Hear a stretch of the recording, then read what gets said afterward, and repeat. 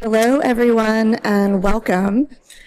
I know a few people are still filtering in. If you could, please try to find a seat. They've been pretty strict about not having us sitting against the back wall, and there should be enough chairs. There's some chairs down front. Can come get front and center. We have a packed session today in our nutrition symposium that we're really excited about, so we're going to go ahead and make a prompt start. My name is Juliana Bailey. I am one of your co-chairs today, and I am a senior dietitian. I'm sorry? You can't hear me? Gonna have to lean in. Is this better? Oh, okay. Very close to it then. All right. Hello and welcome. My name is Juliana Bailey. I am one of your co-chairs today for our nutrition symposium. I am joined by Dr. Keith Uwe, and we are both here from Australia today. We have a wonderful session planned, and Dr. Uwe is also one of our esteemed speakers. And we have 3 other phenomenal speakers that we are excited to hear from today. I think I mentioned earlier, but for those of you just coming in, if you can, please try to find a seat rather than sitting or standing at the back of the room. This conference center has been very strict about having us in our chairs. So there are plenty of seats down front here, so you can come be front and center.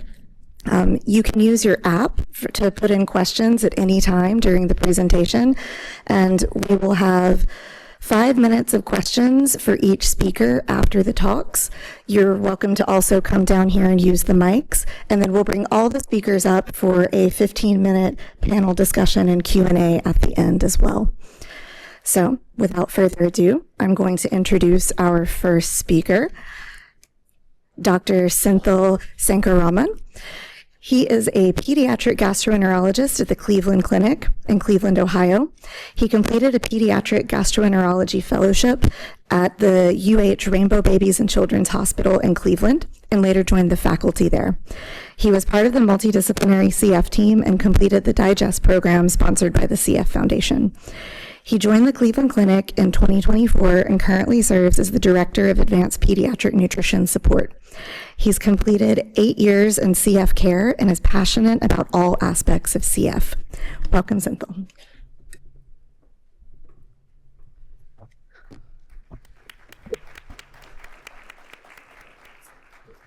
Thank you so much, Juliana, for your kind introduction. Are you guys able to hear me? Okay.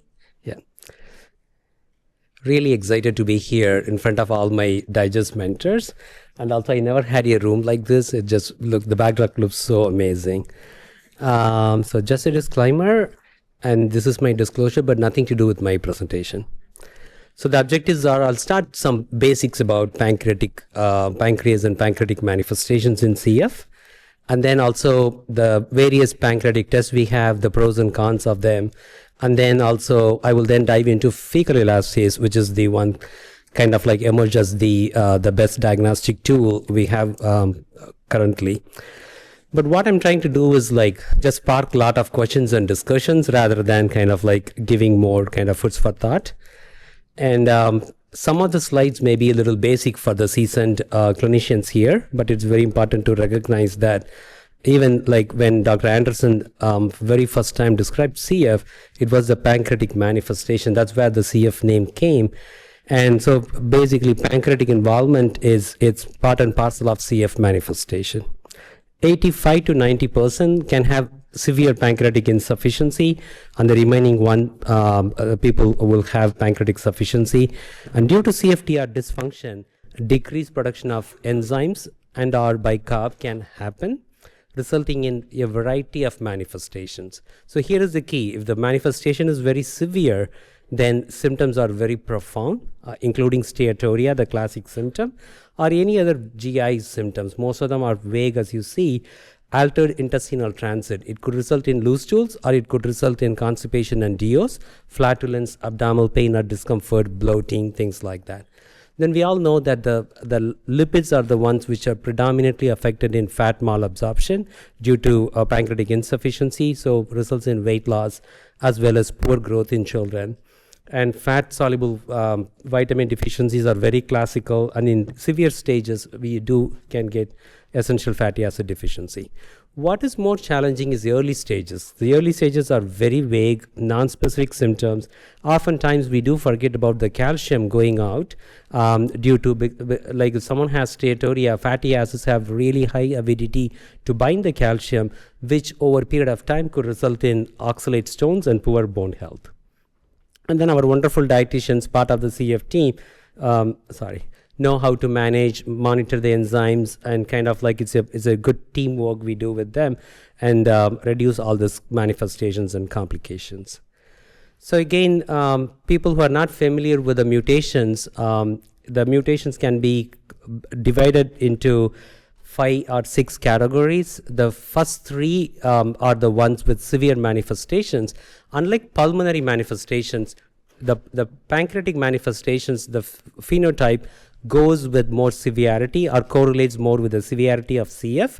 So classes 1 to 3, and including the class 2, which is the the delta 508 mutations, belong to the severe category, which, as I said, 85 to 90% belong here. And CF is one of the disease, the prototype of severe pancreatic insufficiency. And this study showed that the median is even like less than or closer to 10 microgram per gram of stool in fecal elastase. And you could see the interquartile range between 2.5 to 33. And on the other hand, people with exocrine pancreatic sufficiency usually have like either type 4 or type 5 mutations, milder symptoms overall. They have lower mean sweat chloride levels. So it also helps to prognosticate. If someone has pancreatic sufficiency, their lifespan as well as their survival will be much better than people with EPI.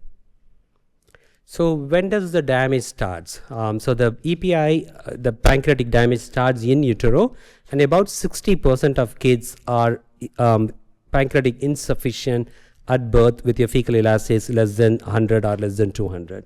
The remaining 20 to 25 may have ongoing pancreatic obstruction and inflammation, and in the first few years of life also can turn into pancreatic insufficient group.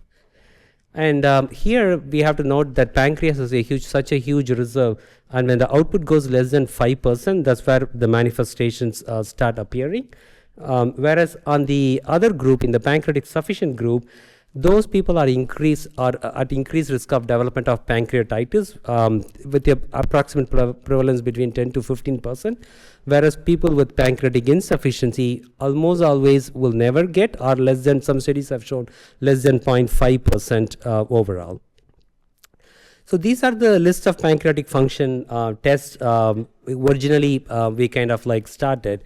The classic ones are drilling tube test and also the Lund meal test. These tests are obsolete in modern clinical care.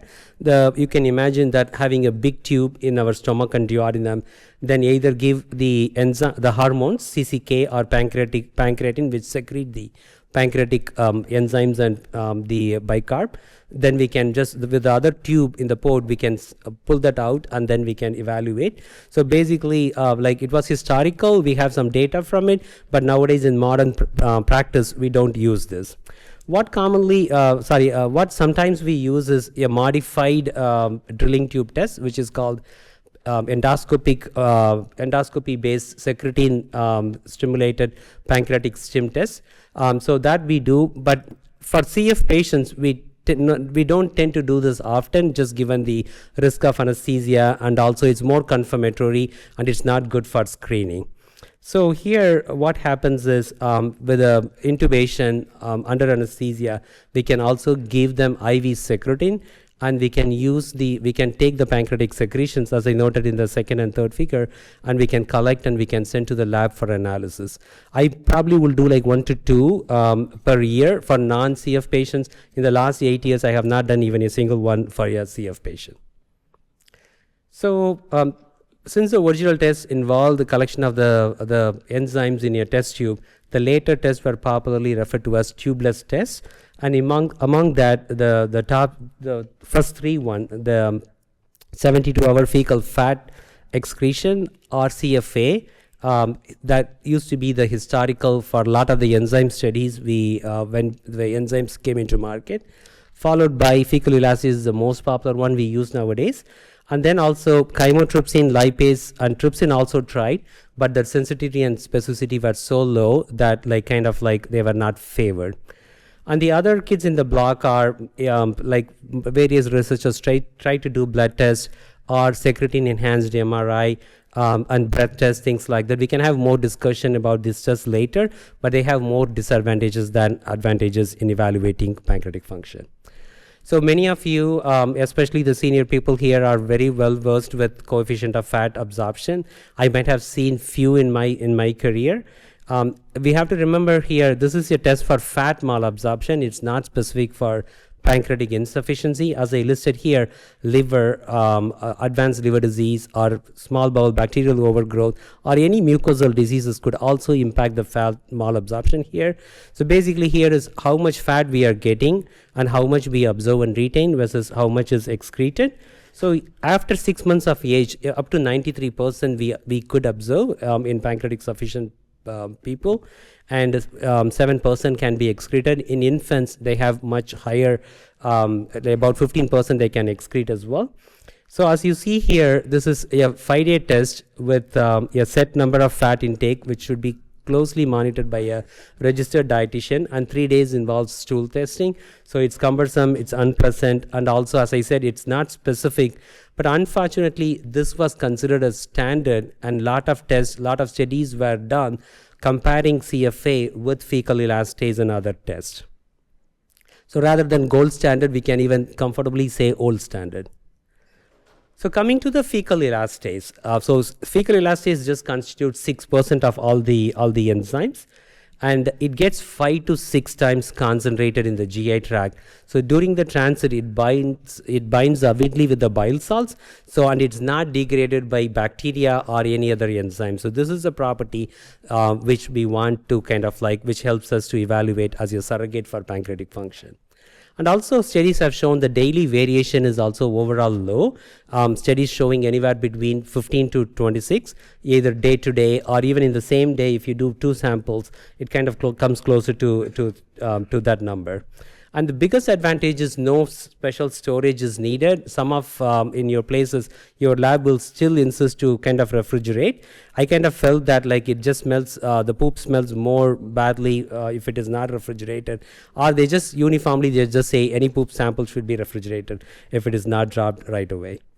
And then also studies have shown that it correlates really well with the pancreatic elastase done by the endoscopic test and also with other pancreatic enzymes. So it has a good reliability to use as a surrogate of pancreatic function, or as a surrogate for instead of direct pancreatic testing. And then the most common one we use is the ELISA, and there are 2 varieties, monoclonal and polyclonal. And these tests, the good advantage of this is the epitopes of where these antibodies, the ELISA or any other test used, do not cross-react with the porcine-induced PERT. So in other words, we don't have to stop the PERT. People can continue taking PERT, and we can administer this test. This is unlike the in the chymotrypsin, that the patient should stop the pancreatic enzymes because of because the epitopes cross-react. So the manufacturers recommend a number less than 200 as indicative of EPI. As I said, oftentimes in CF, since most of the EPI patients develop severe pancreatic insufficiency, the numbers will be less than 100, but mild to moderate is considered as 100 to 199. The lowest detectable range depends on what test is used and also depends on the lab, but most of the tests will give you a value less than 10 or less than 15, whereas in control population, it's more than 500 to more than 800. So fecal elastase should be obtained after 2 weeks of age, and then also in pancreatic sufficient patients, it has to be repeated annually to see whether they have they're converting from sufficiency to insufficiency. That could happen if they have recurrent episodes of pancreatitis, or at any time we are suspicious of pancreatic insufficiency. And most important thing to consider is the stool should be either solid, preferably, or at least semi-solid. Otherwise, falsely low value is very common. And also we have to remember that the fecal elastase can be low after an episode of pancreatitis or post-viral gastroenteritis, especially with enteroviruses or adenovirus, and then also any mucosal diseases such as celiac or inflammatory bowel disease. And then also we have to remember this does not test the efficacy of the pancreatic enzymes. So why we need to know the pancreatic status in people with CF? So before fecal elastase came into existence, the CFA, or the coefficient of fat absorption, was not widely done, and people were started on PERTs mostly based on the enzymes and their mutations. However, this could be inaccurate, may either overestimate or underestimate EPI. This is a study from Dr. Borowitz and Dr. Baker from University of Buffalo, where they noted that among 1,000 patients, 93% were prescribed PERT, but out of which 89 only had pancreatic insufficiency. So just kind of there is a discrepancy between subjective perception of diagnosing EPI versus objective confirmation. And as I said earlier, also the division between pancreatic insufficient to sufficiency also has prognostic values, so it's better to kind of like get the fecal elastase and objectively classify them. So now we are kind of living in the post CFTR directed therapies. So unlike before, so once ivacaftor came, before that we always thought that once permanent pancreatic insufficiency, the fibrosis is so profound that people will not convert. But that kind of like the myth was kind of like busted when the ivacaftor studies, including the Kiwi, Climb, and Arrival, showed that a percentage of patients were able to convert from insufficiency to sufficiency. Following that, there were a lot of multiple case studies also followed. The same thing also we could see, but much lesser kind of like impact with the dual modulators such as Luma-IVA as well as Tesa-IVA. Here also, the other thing we noted that like during the washout period, people who attained pancreatic sufficient status, even in that 2 weeks period, when they moved from modulator to placebo, their pancreatic status quickly kind of like converted to from pancreatic sufficiency to pancreatic insufficiency. And there was an excellent scoping review by Ramsey et al., which kind of like summarizes all the modulator, the changes in fecal elastase after modulators from mostly from like ivacaftor, and then some of the studies from ETI as well. So the PROMISE study, which was done more than 12 years of age, showed like a average increase in like 7 micrograms, which was not meaningful. But here we have to see that the patients enrolled were 12 and above. Whereas like in younger age group, there was one from Stevenson, like which was published last year. And then last year in the NACFC, we showed you a small case series also with about 7 people having pancreatic sufficient, improve in pancreatic status. So now this year, I could see at least 10 posters showing the same. And last year, including us, were like 6 to 7 posters. So again, the same thing has been noted by a lot of centers that like not all patients, but younger patients, anywhere from like 5% to 15% could have some increase in pancreatic elastase after ETI. And another important observation is when we start much earlier, especially in utero, when either if mom has CF or mom is a CF carrier, if those babies receive ETI, the chances of conversion are much higher. And in some of these babies, even the newborn screen was negative. And meconium ileus babies also, the echogenic bowel kind of like started disappearing. So previously, to sum up, we had 2 big categories, EPI and EPS, or pancreatic sufficient people, and 1 to 2% between the two, with the fecal elastase between 100 to 200. Whereas now post-modulator, I feel like the middle group has been expanding. And then the EPI, it's a little bit less than what we used to see in the past. So what are all the implications of this? So one, we have to remember that previously, as I said, EPI, people with EPI had very low chance of developing pancreatitis. That may not be the case anymore. With the improving pancreatic status, they could have an increased risk of pancreatitis, which was again shown by in this paper from Canada by Gould et al. And then also, as we know, improving pancreatic status means, which is good for the patient, improving overall nutritional status. So we may have to watch them carefully to see. There are other reasons for improving nutritional status with ETI apart from pancreatic status, such as a decrease in resting energy expenditure, decreased number of pulmonary exacerbations, better appetite, things like that. But this is also one of the important reasons. And of course, the pill burden, as we all imagine that kids, even kids or teens or adults taking so many pills per day for every snack and every meal, that kind of we can talk about that.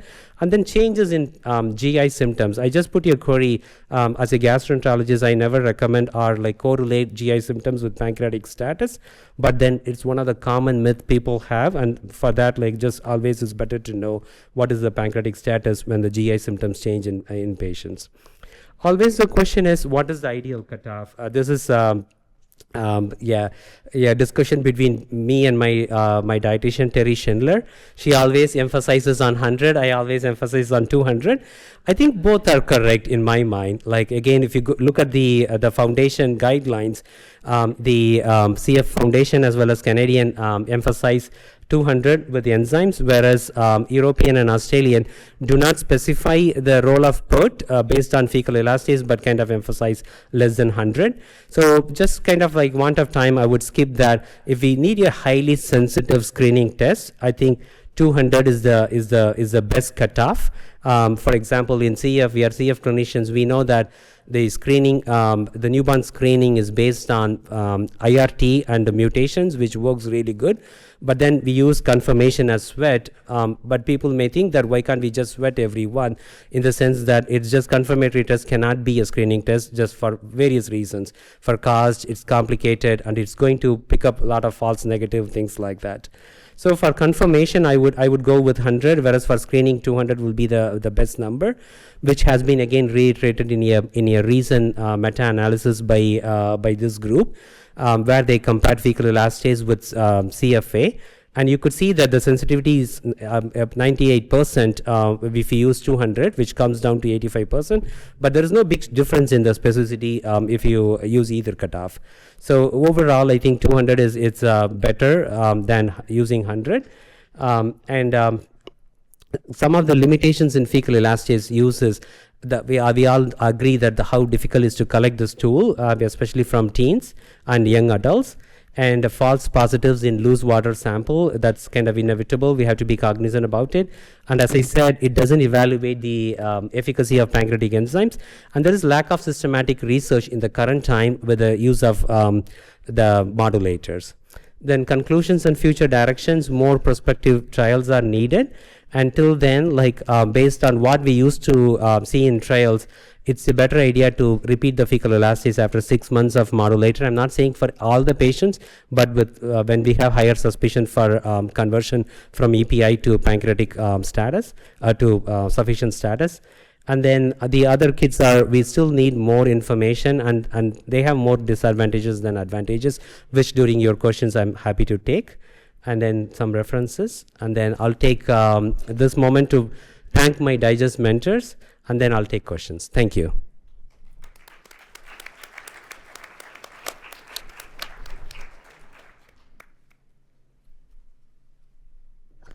Wonderful job, Synthil. Wonderful job, Synthil. Thank you for that. We have a couple of questions through the app. Can you all hear me okay? Yes? Okay. So the first one that came in says, I have adult patients with pancreatic insufficiency who are now on ETI and report having more constipation and more GI symptoms with their PERT therapy. The elastase is still very low, but the patients do better with less or minimal PERT therapy. What are your thoughts? You mentioned what is the fecal elastase? They said it's still very low. No. So as I said, that's kind of it's a common scenario we often see. But then I would still suggest that, or I would still think that this patient has pancreatic insufficiency and should take pancreatic enzymes for all the reasons I described. It's not just GI symptoms. GI symptoms are evident, but there are a lot of other other things which we don't actively see, like if that person or that patient has more DOs, it could be from fat steatorrhea or fat soluble vitamin deficiencies or oxalate stones. So it still have to kind of manage, and we have to remember that GI symptoms patients can titrate based on their fat intake also. So it's not like all or none phenomenon. So but again, as we know that the fat is the essential nutrient we need, and then all the good stuff it brings with it, it's very important to kind of still do the enzymes, and at least, like, I mean, if they are it seems like they are taking, but just on the lower side, right? But I'll just make sure that, like, again, it's the doses are therapeutic rather than subtherapeutic. Question from the floor? So I have a question. Kind of with that last example, we have a kiddo who is homozygous delta F508, had slight to moderate, actually, pancreatic insufficiency initially. We retested last year because I had not adjusted his enzymes in years, and he came back over 300 for his weekly elastase. So we did a trial off of them. We retested this year, and now it's down to less than 50, which is actually lower than what he initially started at, but no symptoms, growth is great. What do we do with that? And one question I want to ask, was there any dose adjustments in Trikafta done due to elevated liver enzymes and things like that? Nope. Yeah. We were doing fat gram dosing too, so we were pretty spot on with that. Right. Very Again, interesting. right. Lot of centers for that reason will do at least 2 consecutive values before we do adjustments in the enzymes. But it's kind of a lot of things we do not know than we do know. But again, if any dose adjustments are done, or if the patient gets the episode of pancreatitis, so those things kind of like need to kind of consider in this scenario. And then the other thing is, like, the stool, as I said, just want to make sure it's not a loose watery stool, and yeah. No, in fact, she said it was like rabbit pellets when she collected it for the retest, so more constipation versus any type of loose stools. Yeah. So just one question from the online app. So would it be recommended, a similar question actually, to start PERT in an adult who does not take enzymes and has severely low fecal elastase with no symptoms or signs of malabsorption? What do you recommend? No fecal. So low fecal elastase and not on PERT, but would you recommend starting PERT because the elastase is low, but no GI symptoms or signs? Yes, yeah, of course, yeah. As I said, like, yeah, the GI symptoms is just part of the puzzle, and definitely, yeah, we have to take, yeah. Thank you. I think we have time for one more, Kim. Okay. I have a question regarding, so a patient that might technically be considered pancreatic sufficient with a level maybe above 200, but I guess when you're usually getting levels, greater than 500 or greater than 800, and the patient complains of symptoms with like higher fat meals, what do you do in that instance? Would you give enzymes with a higher fat meal, or would you say no because they're technically sufficient, but I feel like there's a range because there's no symptoms until, like, 10% of function is left or something to that effect, but I feel like at that point they're still having some symptoms of insufficiency, so just wanted to get your input on that. That's an excellent question. Again, we, as back to basics, like, we don't treat the numbers, we treat our patients. And if you look at normal people with normal pancreatic function, the values like more than 500, more than 800, things like that. But of course, pancreas has a huge reserve. We just need 5 to 10% of the enzymes. If you take lipase, it's even like 2 to 3% is just enough to prevent the symptoms. But then we have to see the patient as a whole. So, for example, another scenario, I have one patient who has advanced liver disease. He was pancreatic insufficient, but post Trikafta, he converted to pancreatic sufficient, and his levels are anywhere between 200 to 400 in the last 3 times we checked. But he's still malnourished, he still has steatorrhea, he still struggles to gain weight, and we did not do any adjustments in his enzymes. Whatever pancreas is going to cause what the component of the steatorrhea he has, we just want to give the maximum benefit to that patient. So we still kind of giving. Another thing we have to remember, so 2 broad entities. One is primary pancreatic insufficiency, where pancreas can be low in producing the enzymes, And we do have a more common thing called secondary pancreatic insufficiency. For example, for a person, if the pancreas is good, but if the liver is not working good, bile is not active bile, or the patient has SIBO, small bowel bacterial overgrowth, causing a lot of inactivation of the enzymes. So in those patients, I still believe that if they have steatorrhea, giving enzymes, which is relatively benign, will help optimize their nutritional status, enzymes, and also prevent complications such as DOs and renal stones. Thank you so much, Senthil. Thank you for this opportunity.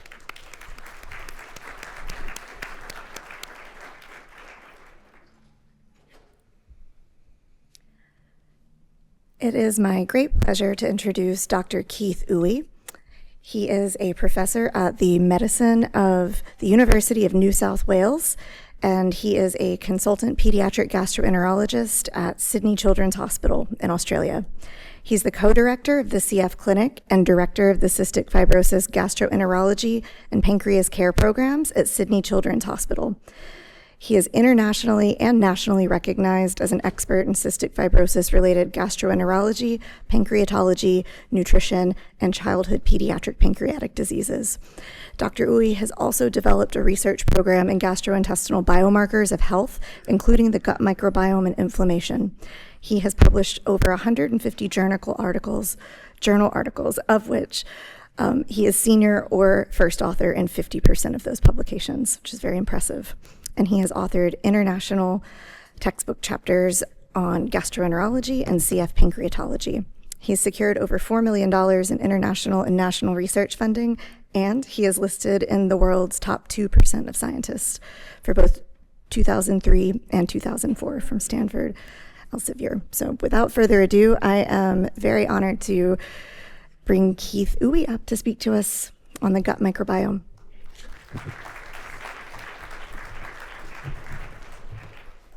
First, I'd like to thank the organizers for having me here, and thanks for your company this afternoon. Also, thanks to my co-chair, Juliana. So we'll try to make this the best session.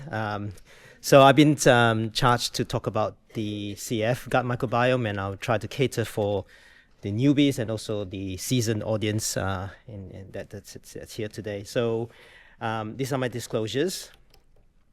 So really what I want to talk about is what have we learned and what are we learning about the gut microbiome in CF. And there'll be 10 points that I'd like to try to cover. So let's get started. So number one, so the gut microbial dysbiosis in CF begins in early life.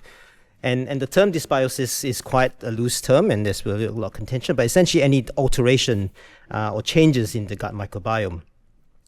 So this is a study that we did almost 10 years ago now that tried to demarcate the differences between the microbiome, particularly the alpha diversity in children with CF compared to healthy controls. And we looked at across the entire childhood age group, so from 0 to 18. And we showed there was a significant difference in alpha diversity, which is a measure really of gastrointestinal health from a gut microbiome perspective. And what was really interesting is this diversity difference continued to deviate further from the normal path with increasing age. But each time, actually, in the second decade of life, children with CF actually never really, closely matched those of the non-CF population. So essentially, gut dysbiosis begins from early life and deviates further with increasing age. The dysbiosis is multifactorial. So, we know that the microbiome has been linked to all sorts of things in medicine, almost all. But really what's unique about CF is the physical chemical characteristics that are unique for the CF gut is very selective for a different gut microbiome compared to a lot of other conditions. And this begins right from the beginning of life. So we got CF dysfunction in terms of direct and indirect changes, including pH, motility, the mucus quality, but also the iatrogenic factors that we, put people with CF through. So this is a study a few years ago now, looking at germ-free CF mice versus non-CF mice receiving fecal microbiota transplant from another mice. And essentially what it showed was the presence of CFTR mutations alone was enough to modulate the gut microbiota composition, and also altered the host adaptive immune response, irrespective of other factors. This is another study, longitudinal study in CF versus healthy controls, and essentially showed very similar findings to our Nielsen paper, showing that the dysbiosis begins in early life and deviates further with age and time. But what they also looked at, which was unique to this paper, was the antibiotic exposure. And it demonstrated that dysbiosis in CF was present, irrespective of antibiotics. We know antibiotics is a major player in terms of changing the microbiome, but this is despite and irrespective of antibiotics. This is a paper from our group. We tried to delineate this complex web of diet, gut, lung axis in CF, and we showed that the diet quality and what people with CF consume in their diet is correlated with how the gut behaves, both from a gut microbiome perspective, but also from an inflammatory perspective. And they can see that they actually feed to each other as well. So specifically, important dietary factors include whole grains, fiber, fats. Makes sense, right? So what about drugs? So this is a study looking at the first cohort and looking at the impact on of acid blockers, or PPIs, on the gut microbiome.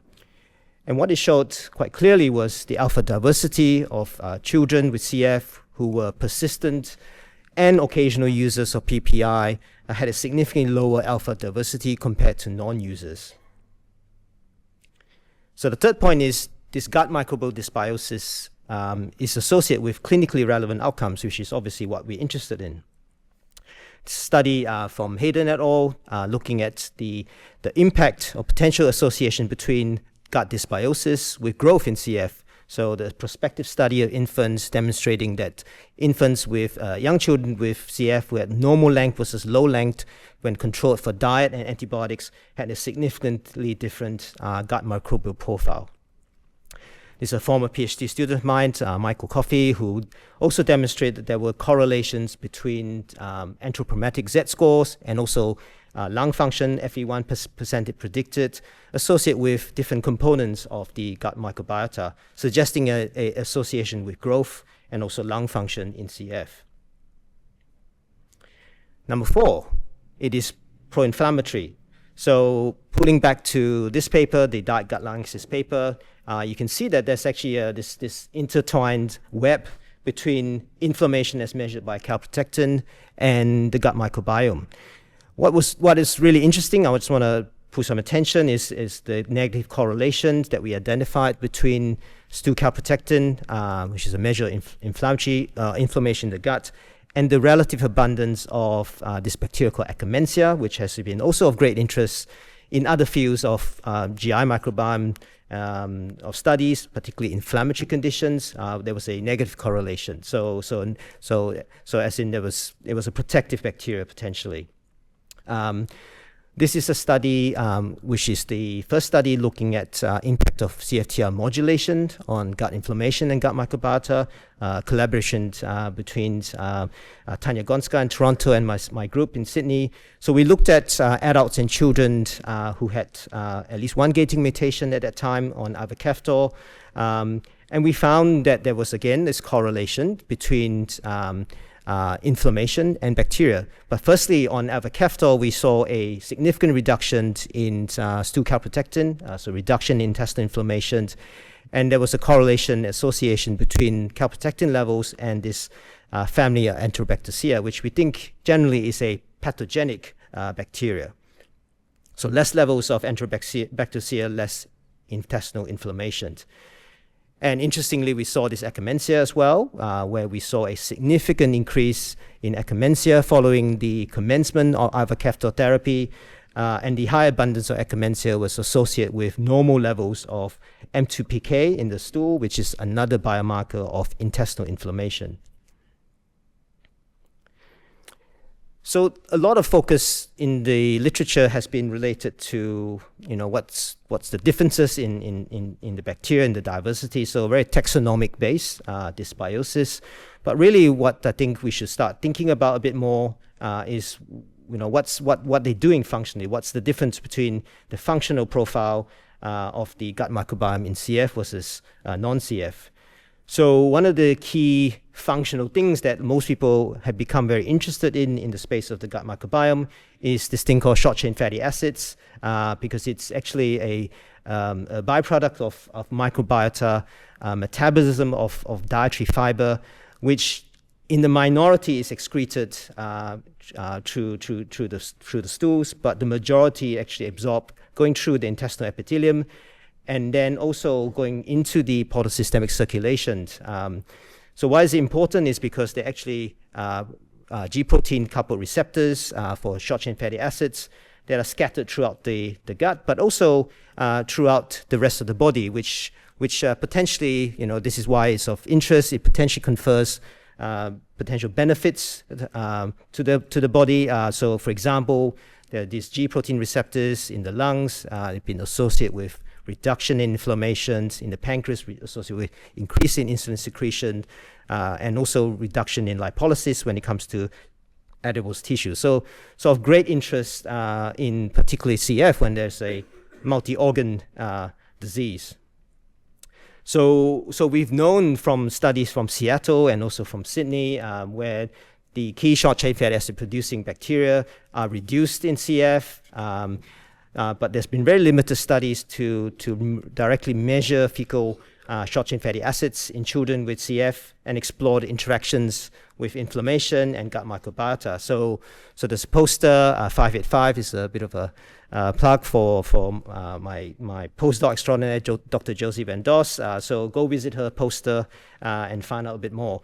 But a little bit of teaser. I hope I'm not giving away too much. But in the poster, so what Josie found was in healthy controls, we normally get this expected rise in short-chain fatty acids, butyrate, valerate, for example, with age. However, in CF, we did not see that normal rise in short-chain fatty acids as expected. So check out the poster. There are correlations with diversity measures, different microbes, and intestinal inflammation. So linking the short-chain fatty acid, for example, with crosstalk, right? So you can see that the gut microbiome, even though it's in the confined space in the gut, actually can send signals across to the rest of the body. So this is what is potentially exciting from a CF perspective.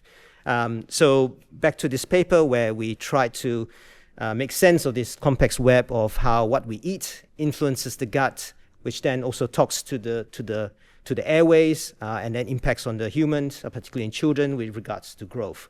So we can see that the gut interacts with the airways and the lungs, both in terms of clinically relevant parameters like lung function, CF pulmonary exacerbations, the airway microbiome, which then also cross-back talks to the gut microbiome. And the airway and the gut microbiome also is associated with of anthropometric measures in the person with CF. So you can see there's a lot of interesting things that you can try to potentially tease away from this web. So the other thing about the literature in the gut microbiome CF is the focus has really been on bacteria. But there's more, right? So there's more than just bacteria. There's all these other interesting things around us. So one of them is viruses. So an exploratory study a few years ago, again from my former PhD students, we looked at small numbers of children with CF in terms of PI versus gender and age-matched healthy controls. And we found that there was actually a significant difference both taxonomically and also functionally in terms of the virome in the gut in CF. Curiously, there was mostly bacteriophages, and there's a lot of dark matter, so undefined, unclassified viruses, which we don't know what they are, what they do. But surprisingly, which was not what we were looking for, there was actually clinical correlations and associations between specific viruses and gut inflammation markers and also growth parameters in children with CF. So I guess this is something to think about, and you can see that in recent years, in the field of inflammatory bowel disease, IBD, the virome has become the next hot topic potentially. So, number 8, can CFTR modulators treat the CF gut dysbiosis? So referring back to the first study in the field to try to look at ivacaftor and people with children and adults with gating mutations, we disappointingly did not show a significant difference in the alpha and beta diversity before and after CFTR modulators. And the after timeline here is about 6 months after commencement of ivacaftor. We did see individual species change, and I mentioned this earlier already, so the decrease in the potentially pathogenic Enterobacter and the potentially beneficial Akkermansia was observed. And really, the field has really pretty much showed the same thing, which is there's really no major shifts in the overall diversity in the gut in CF, which is disappointing. So this is a study that's recently published looking at ETI, and they looked at baseline was 6 months, and again, no significant change in alpha diversity. There was a same specific decrease in Enterobacter and an increase in Blauschia. More recent study from the PROMISE group, much bigger numbers, 124 participants, and they used shotgun metagenomic sequencing in this data set. And what they showed was no increase, but statistically, interestingly, a decrease in lower alpha diversity at 6 months post-ETI compared to prior to starting and at 1 month. However, again, very similar, there is very specific microbial changes, potentially reduction in pathogenic bacteria, and an increase in potentially beneficial bacteria again. What was unique in this study was they could demonstrate there was a distinct pattern of microbial changes, particularly in relation to genotype. So people with F508 homozygous were different in terms of the pattern of microbiota compared to heterozygous after ETI. Now, this is a study that Leron Birnberg-Schwartz presented earlier today, if you managed to listen to the talk. So this is a study that I've been very fortunate to be part of, so led by Marko Wushansky in Hadassah, Tanya Gonska in Sickkids, and also our group in Sydney. So we looked at ETI as well. We some points of difference. We got capture endoscopy as part of one of the endpoints, but also we also tried to extend it a bit longer than what's been published to date to 12 months. Again, no change in alpha diversity over time that we observed, even up to 12 months of ETI therapy, and the same with beta diversity. There was no change, so really no major change to the microbiome structure, and a differential abundance analysis did show, again, potentially reduction in pathogenic bacteria. In this case, we saw a reduction in Staph aureus, which was also seen in the PROMISE study. We also looked at function, so we looked at the fecal short-chain fatty acids as a measure of what else is going on in the gut, and I guess consistent with the lack of change in the alpha diversity and the beta diversity, there was no change in the short-chain fatty acids in the gut, so no change in butyrate or acetate and valerate. There was actually a reduction over time with the branched short-chain fatty acids. The clinical relevance of this is unknown. So number 9, so we're getting there. So can probiotics treat CF gut dysbiosis? So this is really the very close to the end preliminary kind of sharing of the results of the PEARL CF study, which has been going on for quite a while. So this is a multi-center double-blind randomized placebo-controlled study. So what is unique about this study? We had 3 groups. We had children with CF on probiotics for the whole year, and then versus placebo, and then we have healthy controls as a double negative control. And we also had a second year where they were off the placebo and probiotic just to see if there are any effects. The effects are sustained. And what else is unique? So we only focused on very young children compared to other previous studies in this field, so 0 to 6 years old, and all of them were modulator naive. So lots to share, lots of nuances actually, and again, a little bit of plug. So this will be presented on Saturday morning and one of the oral thematic poster sessions. So, but just a bit of teaser again. So what we found was interesting. So we found that young children with CF on a multi-strain probiotic, actually there was a more than 50% reduction in Haemophilus influenza associated pulmonary infections confirmed on the throat swab. We also showed that probiotics reduced GI inflammation as measured by fecal M2PK. And in contrast to all the modulator studies, we actually showed that with probiotics, specifically in the age group of 4 and above, when they first start on probiotics, there was actually an improvement in the alpha diversity in people with CF. So we thought it was quite interesting because we couldn't see an effect with modulators, but there was this effect. But just a word of caution is they had the opposite effect when started very young, which was, again, the more you do, the less you know. So there was a reduction in alpha diversity. There was specific bacteria of interest. There are short-chain fatty acid producers that were reduced, and the fecal short-chain fatty acid butyrate particularly was also reduced in the very young. So there's some caution in it, but in a select group, we may actually see some potential benefit. Then lastly, so can diet treat the CF gut dysbiosis? So back to this study, this association from direct and indirect associations between what we eat. So in terms of the takeaway foods, the non-core foods, the whole grains, all diet quality related, and gut inflammation, gut microbiome. So there's definitely lots of little pieces to take away from this. In terms of actual intervention trials, so definitely have to mention this study from Nicole Green, trying to look at whole food diets and avoidance of ultra-processed foods in children with CF who had GI symptoms, a 4-week interventional trial. There was no significant change in diversity from a GI microbiome perspective, but really I guess one of the limitations of the study was only 9 subjects were enrolled. So it's really a sample size, but also goes to show that, diet intervention trials are much needed, but potentially very hard to do. So I think that's something that needs to be considered. So, as I'm chair, I need to keep to time. So some bonus points. So the gut microbiota is potential contributor to the GI malignancies that we see now in adults with CF. There was a lovely presentation on the NICE screening program, looking at lots of people with CF having issues related to cancer and pre-cancer lesions. And number 12, machine learning can help accelerate clinical translation of gut microbiome. So I think there's this massive data set that we get as a result of playing with microbiome data and all the omics data.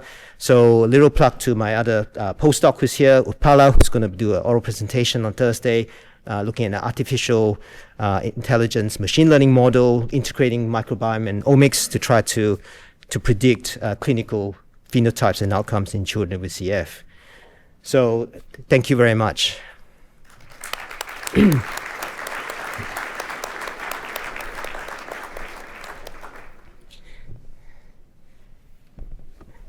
Thank you, Keith, for that excellent talk.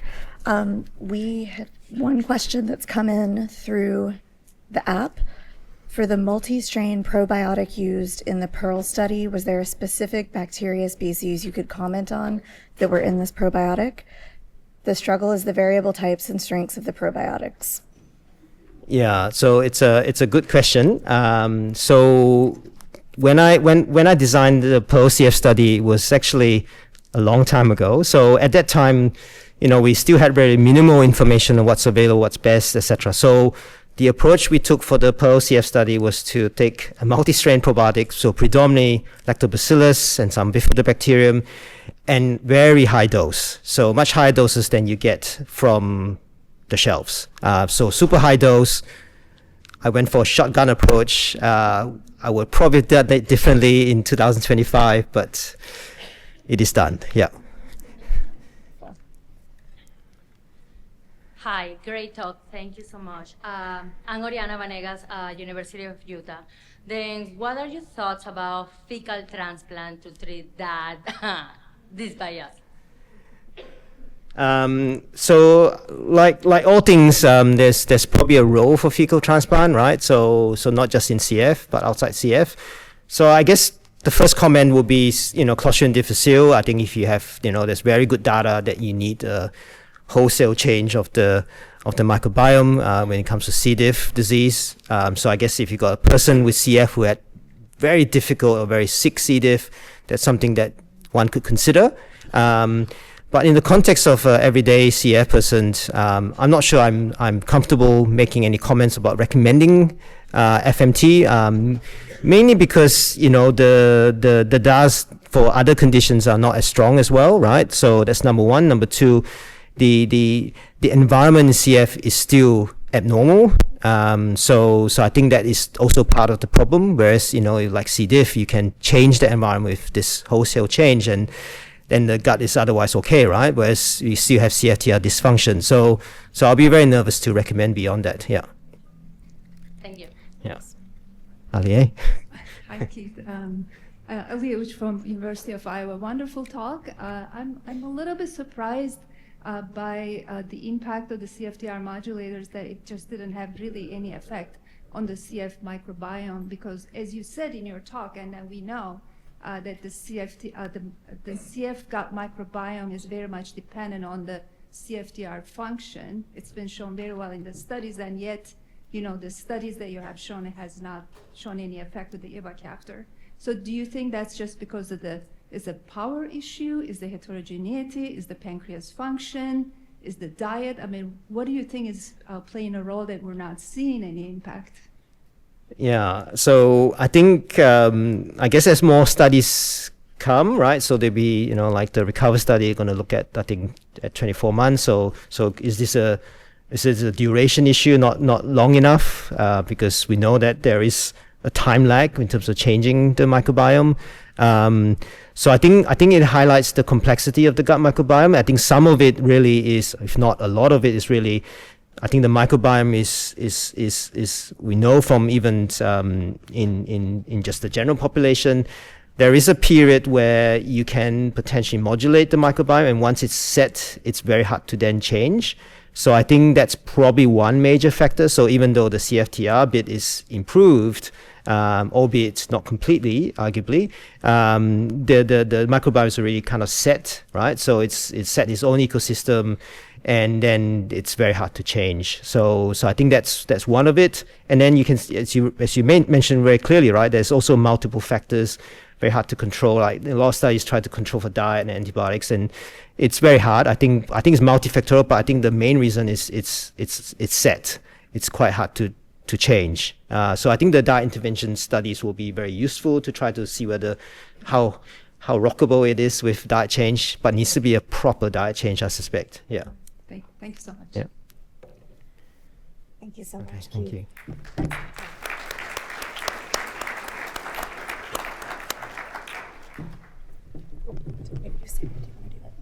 I can do this one. Okay, I'm not giving the talk again, so don't worry. So the next speaker is Sarah Hassan. So Sarah is a pediatric gastroenterologist and transplant hepatologist at the Children's Health and assistant professor of pediatrics at UT Southwestern Medical Center. She's the clinical director for the Metabolic Dysfunction Associated Steatotic Liver Disease Clinic, and she'll be, we are delighted to have her to talk about CF liver disease in the setting of modulators. Thank you, Sarah.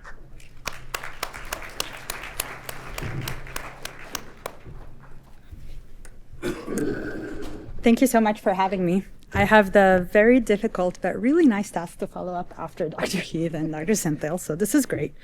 So again, I'm Sarah Hassan. Very nice to meet you, all of you. I'm here to introduce you to MASLD, or Metabolic Dysfunction Associated Steatotic Liver Disease, the sort of new kid on the block in CF.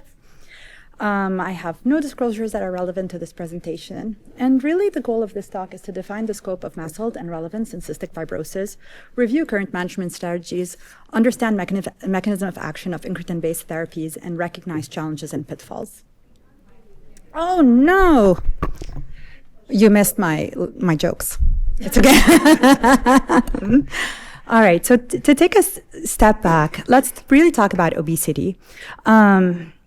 A recent census shows that obesity prevalence among youth aged 2 to 19 years is roughly 20%. So really, to put that into perspective, this is 1 in 5 who has obesity. And MASLD, or metabolic dysfunction associated with steatotic liver disease, affects about 10% of children and up to 40% of children with those who have obesity. And why does this matter in CF? Well, because weight gain has been increasingly noted in persons with CF. And some programs have noted a 300% increase in overweight status and a staggering 400% increase in obesity. And we know that obesity and weight gain negatively affect pulmonary function. So brace yourself, because MASLD is coming. This was done with AI, so thank you, AI. And we know some of the most common findings in liver in persons with CF are elevation in liver enzymes and hepatic steatosis. And the differential is broad and include alpha-1 antitrypsin deficiency, which can modulate liver disease, viral hepatitis, autoimmune liver disease, celiac disease, thyroid, drug-induced liver injury, whether from polypharmacy or others, and then MASLD and MASH. And before we talk about this, let's really discuss about the hepatic manifestations of CF. And we have CF with hepatobiliary involvement and advanced CF liver disease. And both of these combined are pretty significant burden, and they're actually the cause of death in about 4.5% of persons with CF in 2023 in the US. And this has brought upon a lot of recommendations, most recently by the CF Foundation consensus back in 2023, with recommendations for annual screening at the year of CF diagnosis with liver labs and ultrasound every other year. And manifestations of hepatobiliary involvement include hepatomegaly, again steatosis, elevated liver enzymes, cholestasis, and cholelithiasis. And with advanced CF liver disease, you'll really see nodular liver, cirrhosis, or non-cirrhotic portal hypertension. And this is where it sort of meets together, right? We have an increasing prevalence of MASLD and MASH, and we also have hepatic steatosis as a presentation of CF hepatobiliary involvement. And I think they sort of overlap, and this is really unique in this case. And I've been mentioning a lot steatosis, steatotic liver disease, but this is just to give you a new umbrella term. This was based on the Delphi consensus that was recently published in Hepatology. And essentially, steatotic liver disease now is an umbrella term that replaces the term fatty liver disease. And what it means is that there's finding of steatosis inside of the liver that is pathologic. What is really interesting in this nomenclature is that it assigns an etiology for every cause, right? So we have specific etiologies, steatotic liver disease, and this can include drug-induced liver injury, but this can also include patients who have, for example, Wilson's disease or hepatitis C that can masquerade with hepatic steatosis. This is also can include patients who have alcohol liver disease. And of course, instead of calling it non-alcoholic fatty liver disease, now we call it metabolic dysfunction associated steatotic liver disease, or MASLD. I know it's a mouthful, but we'll get through it. We'll just call it MASLD. And if you have steatohepatitis, it'll be MASH. And in order to have MASLD or MASH, you really have to have some evidence of having hepatic steatosis, whether it's on imaging, MRI, ultrasound, liver biopsy, and you have to satisfy 1 out of 5 cardiometabolic criteria for pediatrics. And this could be related to a BMI, an elevated BMI of over 85th percentile or 95th percentile waist circumference, an impaired fasting serum glucose, elevated HbA1c, hypertension, elevated plasma triglycerides, and abnormal HDL levels. And you might say, well, so what? So what if you have hepatic steatosis? What's the big deal? Well, it is a big deal. And in fact, a little bit of steatosis can be okay-ish, but it can trigger something called steatohepatitis, which is inflammation of the liver cells. And those liver cells can, with time, can tend to lead to healing with scar tissue or fibrosis. And therefore, this can progress to advanced fibrosis, cirrhosis, and there you can have a predisposition for hepatocellular carcinoma or decompensation. You are also at risk for other complications that could be related to obesity itself. And in fact, this MASLD and MASH are one of the leading indications of liver transplantations in adults. In persons with CF, we have additional risk factors to think about. We have age, male sex, the status of their pancreas, CFTR, certain CFTR genotypes, lung function, socioeconomic status, diet, and the use of highly effective CFTR modulator therapy. And I'll pause briefly on this because these have revolutionized the care of CF, and as they improve weight gain and increase BMI, as they improve intestinal absorption and pancreatic function, they reduce energy expenditure, and they increase appetite and caloric intake. But sometimes we see that there's excessive weight gain, and what we move from, nutritionally sound to obesity, to overweight and obesity, this can have complications. And so how do you screen a patient who has maybe hepatic steatosis or elevated liver enzymes? Here's where I recommend you follow the CF guideline consensus. You have to have annual assessment of liver enzymes. You have to follow up with imaging. Definitely, if you see anything abnormal, calculate your non-invasive scores and screen for other hepatic etiologies. And my plug from this lecture is to also take the time to screen for other comorbidities, whether it's PCOS, insulin resistance, obstructive sleep apnea, hypertension, lipid abnormalities, metabolic syndrome. This is a unique time where you can easily ask a couple of questions for these patients and see where they are on the metabolic spectrum. In terms of management, we really have 3 ways to do this, and they're all intertwined. Dietary modification, we focus a lot on weight loss or weight maintenance, depending on where we are on the BMI spectrum. And we definitely want to instill healthy eating habits. Lifestyle changes, we really want to increase our day-to-day activity and incorporate an exercise routine, and sometimes we tend to do a resistance training. And then we think about pharmacotherapy. There are some incretin-based therapies that we can talk about and that we will be talking about in the rest of this presentation. Resmetirom, which is a liver-directed thyroid agonist that can help with fibrosis and MASH, anti-obesity medications, and one that is often forgotten is assessing medication history in these patients. A lot of persons with CF can have other comorbidities. For example, they can have psychiatric comorbidities and they can be started on antipsychotics, which can lead to significant weight gain. And sometimes chatting with the psychiatrist and figuring out if there's any other medication that they can be switched to that is less obesogenic can be super beneficial, or even sometimes initiating metformin at the same time to curb the rate of weight gain. Why is lifestyle modification so important, and why is weight loss so important? Well, this is based on this study where they followed adults for 52 weeks with lifestyle intervention. And they noted that if you lose about 10% of your weight, you have 90% MASH resolution, which is amazing. Fibrosis can actually regress in 81%, which again is very staggering. Steatosis completely improves. But what I want to point out in this is that even though this is really great, only 10% were able to achieve and sustain weight loss at 52 weeks. And so this is really hard, and this is really difficult to do. And so EASL and a bunch of other societies put up this clinical practice guidelines on the management of metabolic dysfunction and MASLD.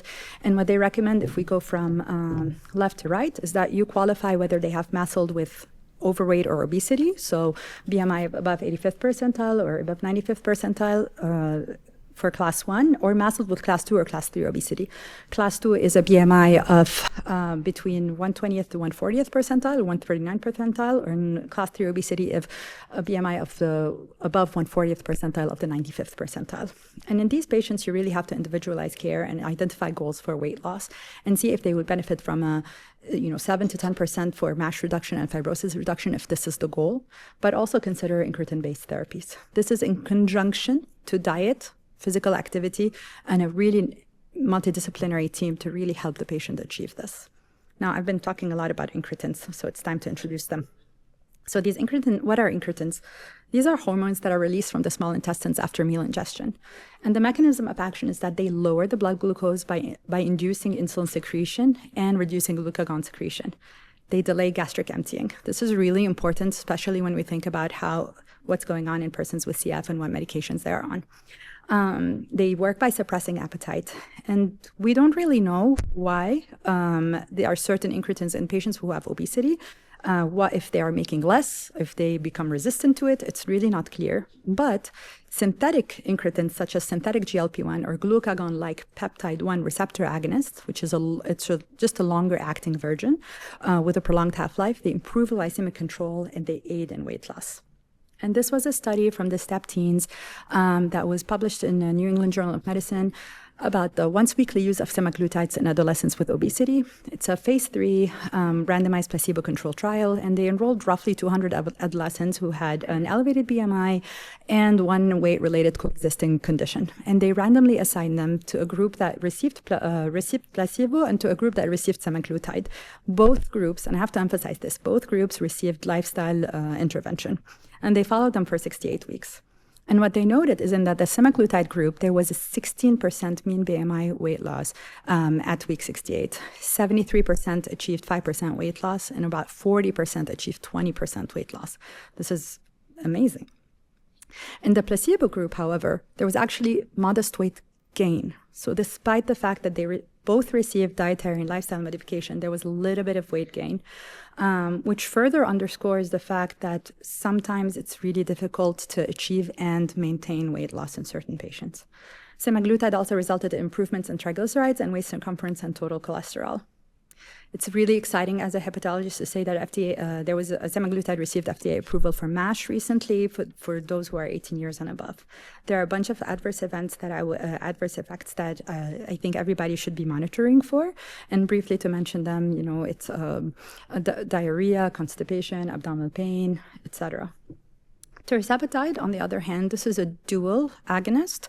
It's a GLP-1 and a GIP, or a glucose-dependent insulinotropic peptide receptor agonist. It is approved for the treatment of type 2 diabetes and obesity, and it has achieved weight loss results that sort of are starting to rival bariatric surgery. Maybe not quite yet there yet, but it's also an injection.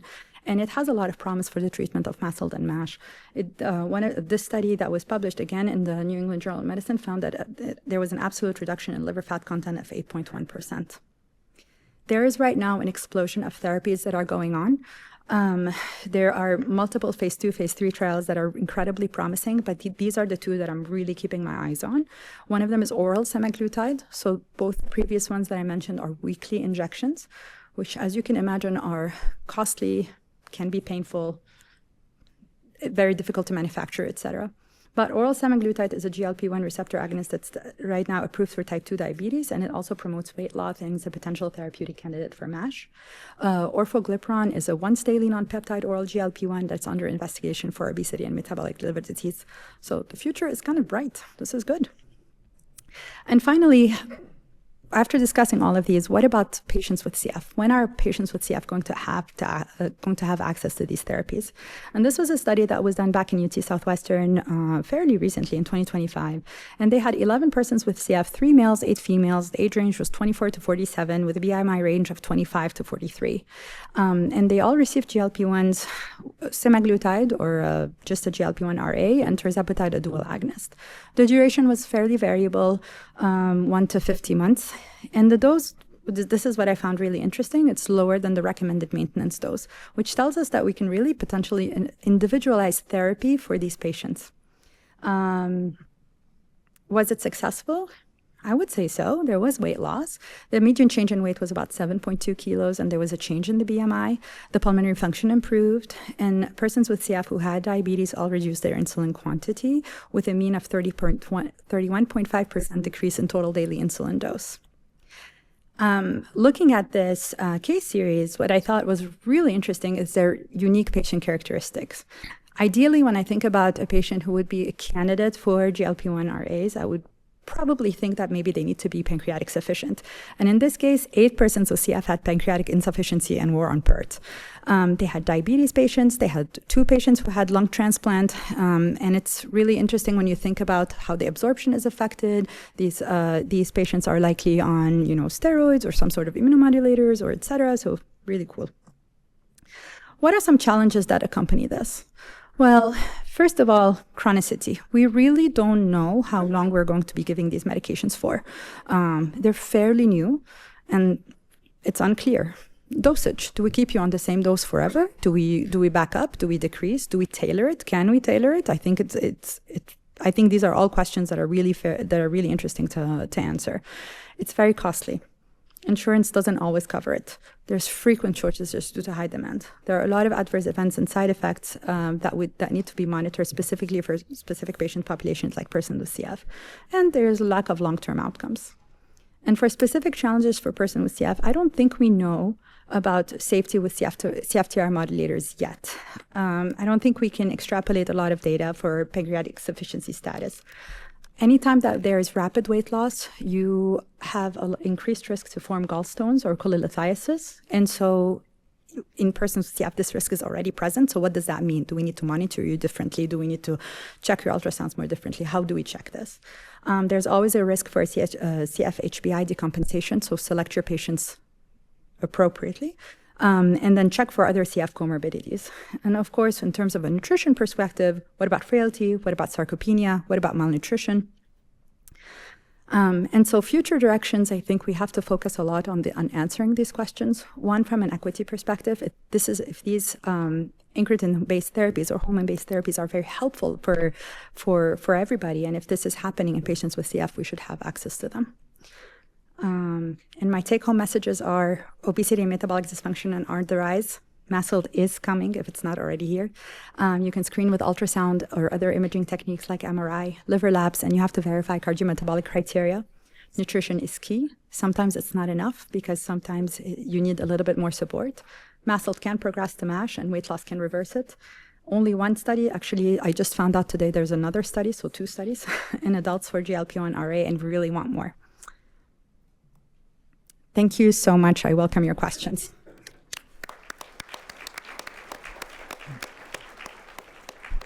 Thank you, Sarah. Any questions from the floor? No, we got some questions.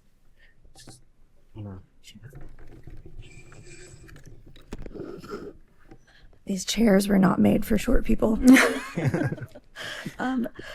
So one of the first questions we got was, for the study looking at GLP-1 use in adolescents, was adherence to lifestyle changes in both groups monitored, or did they just document that lifestyle changes were taught and encouraged? I think they were monitored. Okay. And then from the app as well, we might do one more there and then come to you. Since resmetirom is a substrate of OATP1B3 transporter and elexacaftor inhibits this, do you think we should avoid using this drug in patients on ETI? I think this is a great question. And the short answer is we don't know yet. I think we need a lot more studies to figure this out. The resmetirom is only approved in MASH right now with certain criteria. You cannot have cirrhosis, for example, with it. And so understanding the mechanism of action, understanding what it inhibits is going to be really crucial. Question from the floor?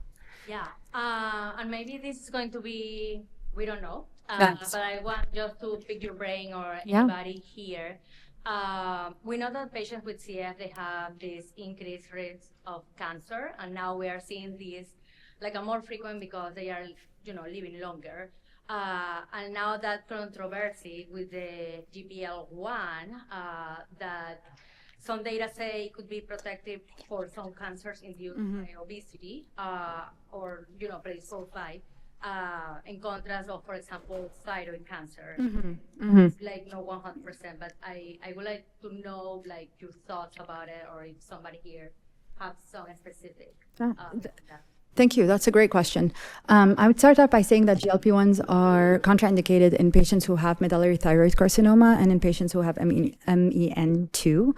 And so in these patients, these are completely no-nos. Also not used in pregnancy. But I think what's interesting is the extrapolation of the weight loss. Obesity in and of itself can increase your risk for, I believe, endometrial cancer sevenfolds, can increase risks for esophageal cancers, colon cancers, and so especially in women, this is huge. So weight loss by de facto, I think, might be the mechanism indirectly. I just read, but it's interesting. And one of the things that interests me about GLP-1 and patients with CF is you have GLP-1 receptors in the lungs. And so could there be an anti-inflammatory effect? They just published recently a study on the effect of cardiovascular protection, and they realized that the protection was improved despite, if they confounded for weight, if they removed weight from the equation. And so that tells you that maybe GLP-1s can have some sort of anti-inflammatory effect, and it's a really interesting time to really look at this. Thank you. Thank you. Got one question on the app. Any comments on transient elastography in CF, and how would you do it? How often would you do it, etc.? Absolutely. I think we also have the expert here, Dr. Sate, and Dr. Lazar. So transient elastography, I think it's a really helpful technique. It can measure essentially. It's a portable technique where you shoot off, the ultrasound wave, and if you have fibers in the liver, they pick it up and. The more fibrosis there is, the faster that wave is. And so there are certain cutoffs that have been specified for patients with CF. I think I would probably not do it more than annually. really. I personally have I like it, but I have a lot of qualms with it because it's very operator dependent. Great. No, thank you. Thank you. Thanks.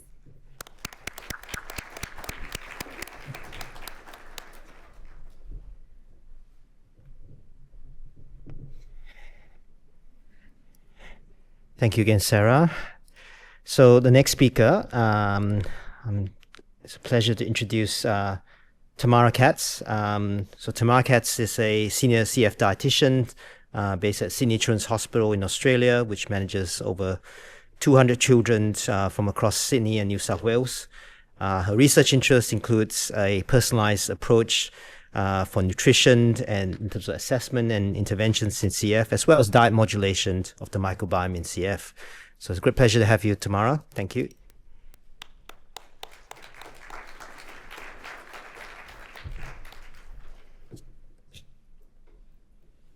Good afternoon. Can you hear me at the back? Is that okay? I'd like to thank the conference organisers and the session chairs for the opportunity to talk to you today on simplifying nutrition interventions in the setting of highly effective modulators. When and how do we do this? Although I would like to suggest after doing this talk that we change the word simplify to modify, as things are not necessarily becoming any easier for clinicians or for our patients, which I hope you'll appreciate by the end of the talk. Here are my disclosures. So today I'm going to focus on 3 areas of nutrition that are affected by modulators: fat, energy, and salt. I'm going to concentrate on ETI, as that's the modulator most people are on at the moment, and I'll follow the same framework for each of these topics. So we'll quickly recap what we do and why, and the potential impact of ETI. I'll present any evidence that there is. We'll talk about how to objectively monitor for potential change, who might be eligible for a modified intervention, and how to go about doing this in practice. And finally, when to reevaluate to make sure that any changes we made were appropriate and safe. But firstly, why should we modify nutrition interventions? Well, we know that ETI has had a significant improvement on the nutritional status of people with CF, and if we continue doing what we've always done, there's a risk of adverse health effects due to oversupplementation. There's an unnecessary burden and cost of nutrition treatments such as vitamins, oral supplements, tube feeds, even additional food. And this shift has really provided us with an opportunity for more personalised evidence-based care. So people with CF and pancreatic insufficiency require additional fat-soluble vitamins to compensate for malabsorption, but both those with PI and PS require additional as part of their response to oxidative stress. And Senthil, you published a nice review in 2022 describing that deficiencies of vitamin A and E are actually no longer commonplace in CF. And that's potentially due to widespread newborn screening and early intervention. However, the deficiency of vitamin D is still quite common. Not only is vitamin A deficiency not common, but there is a lot of papers now showing that vitamin A toxicity or high levels is actually commonplace. And there was a nice study by Makbul in 2008, which was well before modulators, showing that 58% of that cohort actually had high vitamin A levels. And this potentially could be due to 2 factors. Mainly related to the nature of the CF vitamin preparations. So firstly, they've been engineered to be water soluble, which makes them very bioavailable. And secondly, the predominant form of vitamin A in these supplements is retinol, which is very bioavailable, it's readily stored, and importantly, it's not subject to the same feedback control as beta-carotene. And vitamin K is the least studied of all of these vitamins, owing to the fact that PIVKA2 is a really sensitive test, but we only really use it for research. So ETI has the potential to increase fat-soluble vitamins through increased absorption, and there was a nice paper by Van de Peppel that showed that people on ivacaftor had improved bile salt deficiency, bile acid homeostasis. There's 2 papers now by Gorowski and Stevenson showing an improvement in pancreatic function, especially in these much younger cohorts. And there's the Promise GI and the Recover studies, which showed that intestinal inflammation has significantly reduced. There's also a decrease in the antioxidant demand, or a theoretical decrease. There's now 3 nice registry-based studies that showed that after 1 to 2 years on ETI, there is between a 65 and a 79% reduction in pulmonary exacerbations. There's also a theoretical improvement in vitamin K status, potentially, with greater synthesis, with decreased use of antibiotics. And as we shift towards more nutrient-dense diets, perhaps people with CF will start consuming more fat-soluble vitamins through food. Despite all these reasons why fat-soluble vitamins might improve, the evidence is a little bit more mixed. As you can see from all of these studies on ETI, 5 out of the 6 were very consistent in their findings that vitamin A level increase, but contrary to this, the same 5 out of the 6 same studies showed that vitamin E did not change at all. And the evidence for vitamin D is a little bit more up and down, with 3 showing an increase and 4 showing no change. But as you know, vitamin D mainly comes from the sun, and only one of these studies looked at seasons. Our evidence for vitamin K is still extremely insufficient. So along with those increasing levels of vitamin A, we're seeing an emergence of secondary intracranial hypertension, and there are now 15 cases published in the literature. Importantly, they've all been in children, and of those who are symptomatic, half were diagnosed in the first 3 months of starting ETI.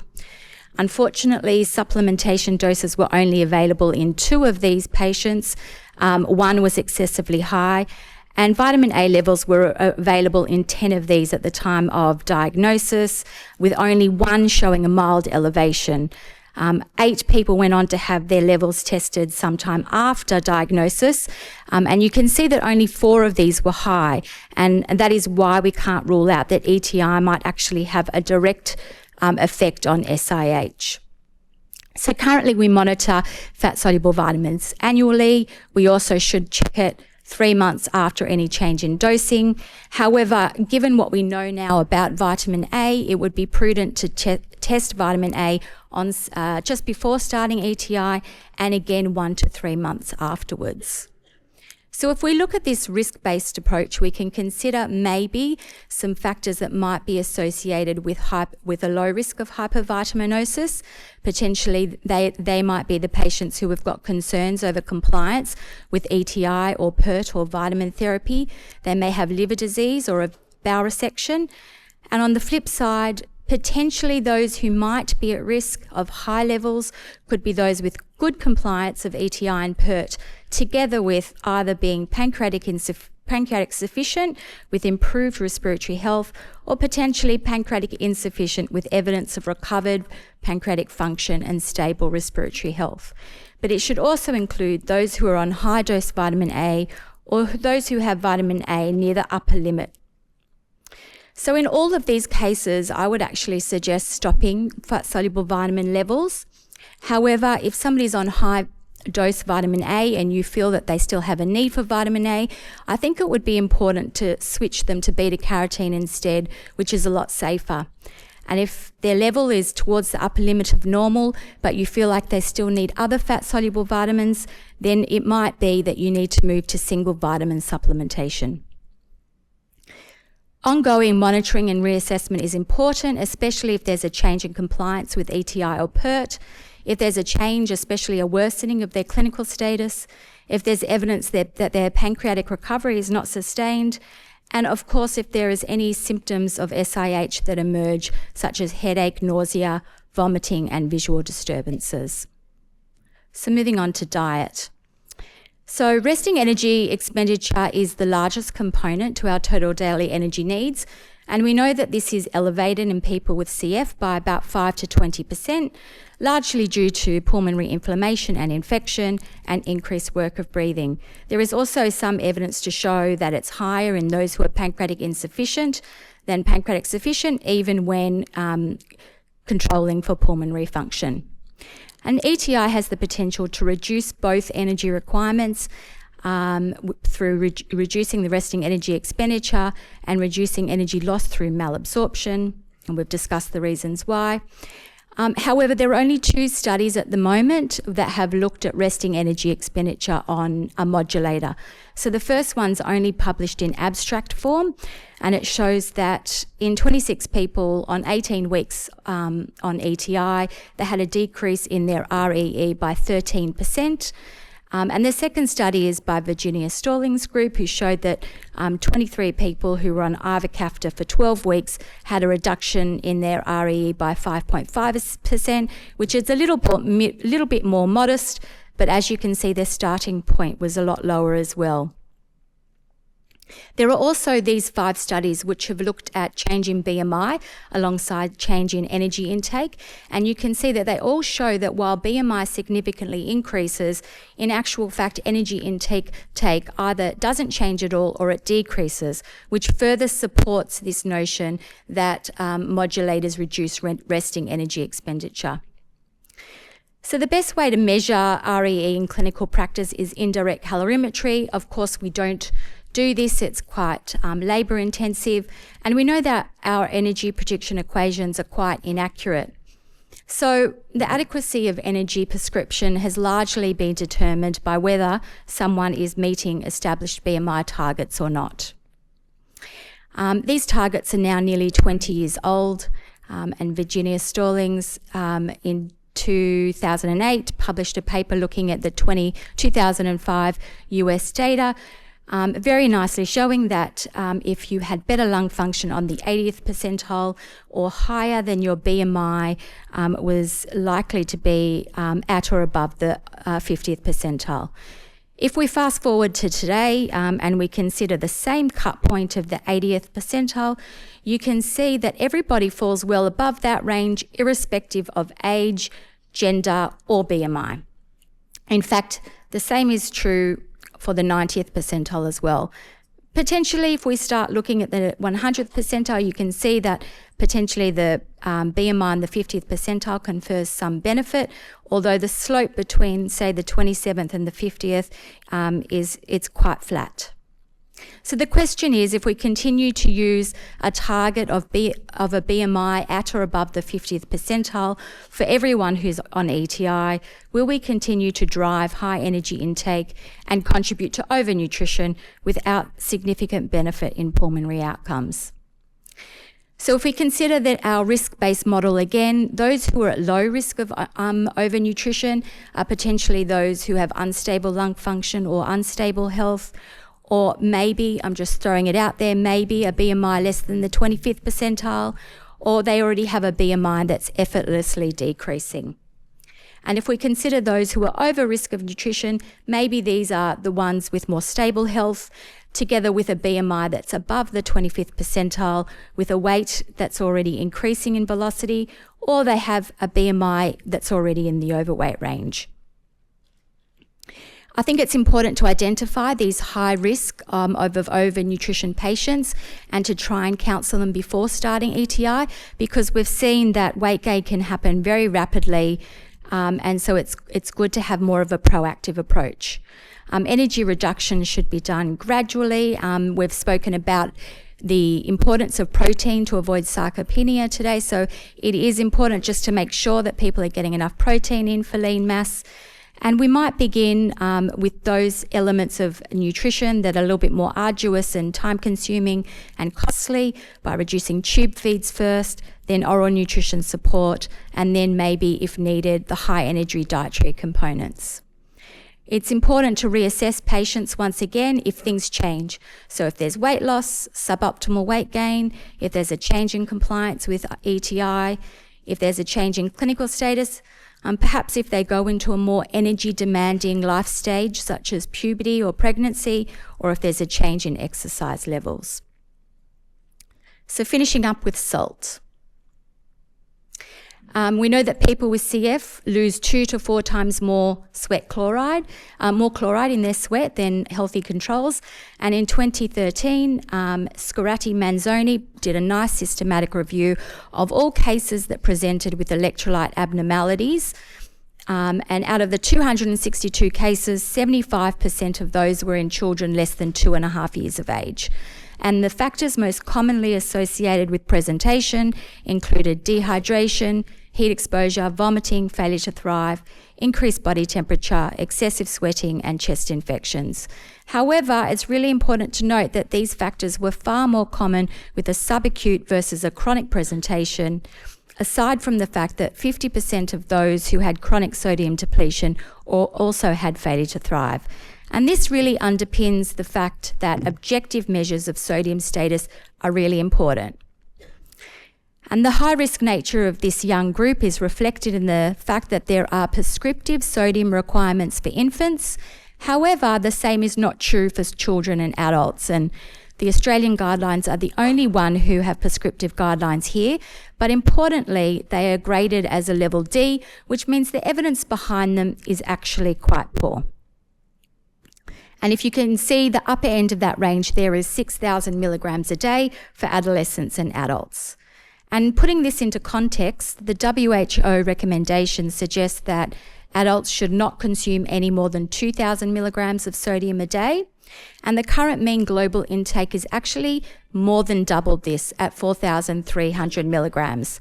And people with CF are likely consuming significantly more again, because when you consider that most of the sodium that we eat come from processed and packaged foods, which are associated with poor quality diets, which we know that people with CF eat. So the question here is, are our current diets that our patients with CF are consuming, is that sufficient in salt, even without additional interventions and without considering the impact of ETI?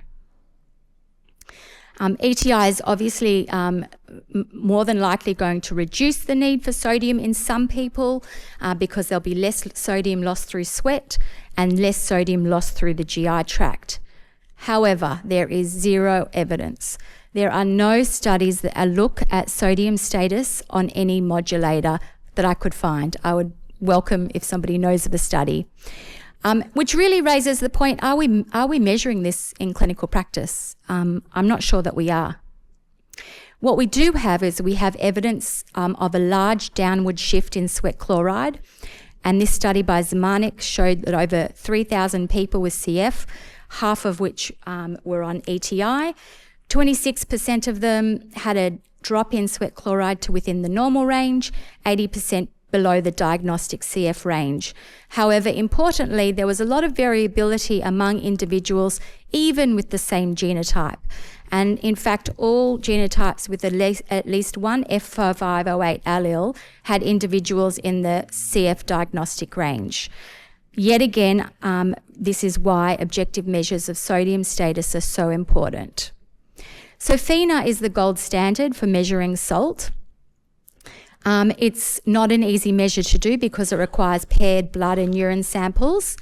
But Dimitri de Klerk really nicely demonstrated that a urine sodium to creatinine ratio correlates really well with FENA, and it only requires a single urine sample, which is a lot more simple. And it's important to note that serum sodium levels are not really a reliable indicator of sodium depletion. So once again, if we look at our risk model, those potentially at low risk of hyponatremia might be those who are young, under 2 years of age. Maybe they have poor ETI compliance or existing symptoms of hyponatremia, failure to thrive, those who already have low sodium intakes, maybe below the WHO guidelines or in line with them, and those in the classic CF range. Whereas those who have a high risk potentially might be those who are older than 2 years of age, good ETI compliance, a sodium intake that's well above the WHO guidelines, and maybe a sweat chloride that's in the normal range. It's important to identify these people who may be at low risk of hyponatremia, and then go on to get some objective evidence before you modify any salt routine. So you could identify this group and then go on to check with FENA or urine sodium creatinine, and if it was normal to high, you could proceed with a sodium reduction. So we're being cautious in our approach. And the other thing that you could do if you've got the resources in your clinic is you could just screen everyone with one of these tests soon after commencing ETI and then annually. Sodium reduction should be gradual. You would start with salt tablets and capsules and solutions, as these are most likely to contribute to hyponatremia, and then, if need be, move on to other strategies. And while it's important to monitor symptoms, it's also important to acknowledge that chronic depletion is more subtle in its presentation, so that's not something that we can rely on in itself. Aside from that monitoring, I think reassessment's really important if we make any significant change to sodium supplementation, but also in the following situations. If there's a change in season, so in Australia we might have tested the levels in winter, it might be important to revisit in summer. If there's a change in physical activities or work environments. I had a boy last week who went to work in a cattle farm in Central Australia. He left an air-conditioned job, so his salt needs would be vastly different. If there's a major change to nutrient sources, so let's say you're following a Western diet and you move to a vegan diet, or if there's a change in compliance with ETI. So in summary, sorry for talking so fast, I don't think nutrition management for people with CF is becoming much simpler. I think that people with CF may need to take less or do less, but they still probably require more monitoring. And dietitians, I think, still have a lot more to consider as part of their daily work. I think it's really important that modifying nutrition interventions need to go hand in hand with monitoring, and we need to have accurate tests and valid benchmarks. So potentially sodium status is under-monitored, and maybe BMI targets need a revision. I know we've talked a lot about body composition as well, but in paediatrics we definitely don't have cutoffs for body composition either. There is an urgent need for nutrition research studies, I think especially on sodium status, and there is an urgent need for nutrition guidelines to support the management of people with CF on modulator therapy. Thank you.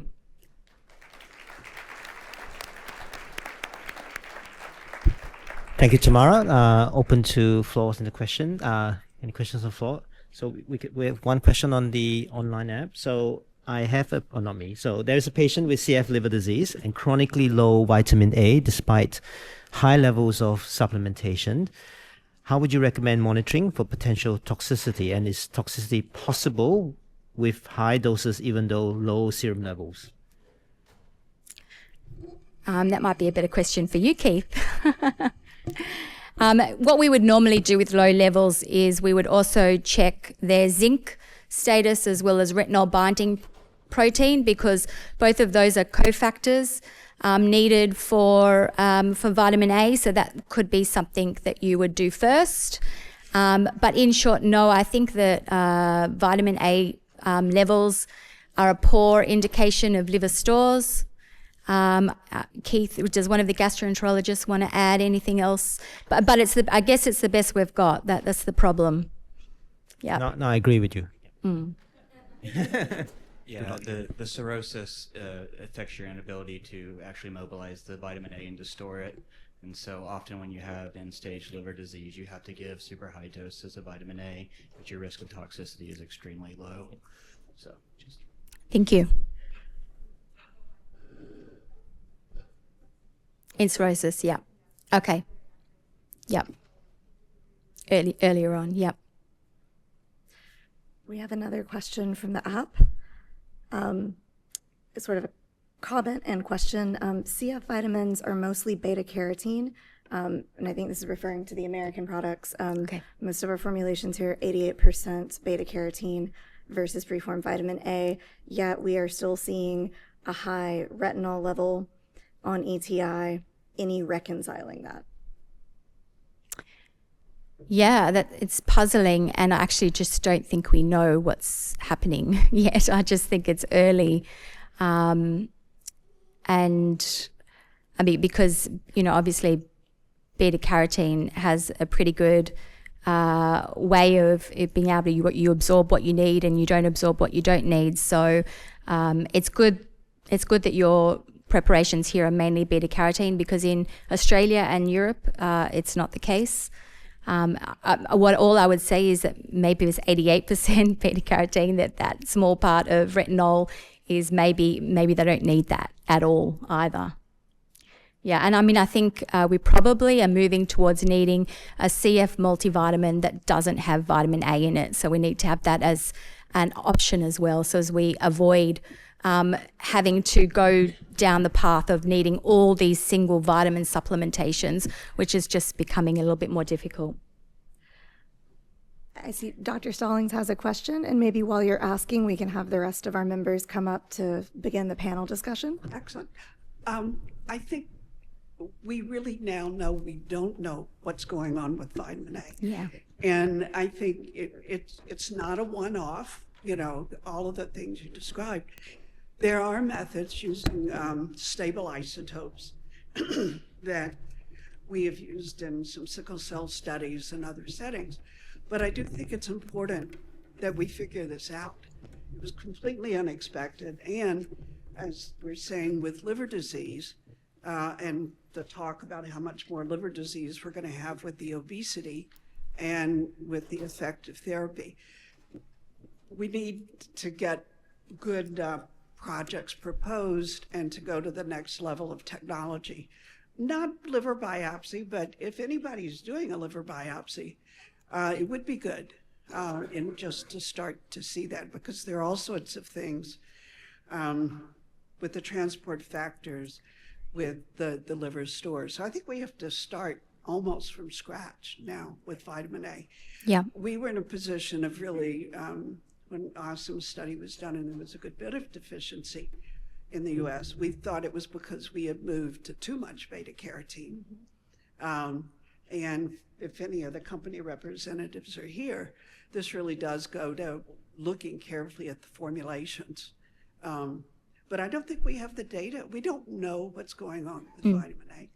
So yeah, thank you. I agree. We've got to change it from just collecting, your serum samples and things.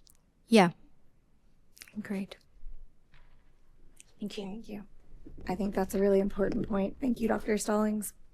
I also, just the last thing I'll chime in on this vitamin A bit is that many of these studies that have looked at high vitamin A levels in response to modulators are retrospective, and they didn't control for whether or not people were fasting. So I think you're right on that we need more high quality and prospective data before we start reformulating things. And I think we all still see low vitamin A as well. So we have a few minutes, about 14 minutes for our panel discussion. Thank you again to all of our speakers. Your talks were so wonderful. This first one looks like it is for you, Keith. Do you think first resetting the microbiome with a polyethylene glycol cleanout or macrogol, or with SIBO treatment may help show a more impactful effect for highly effective modulators?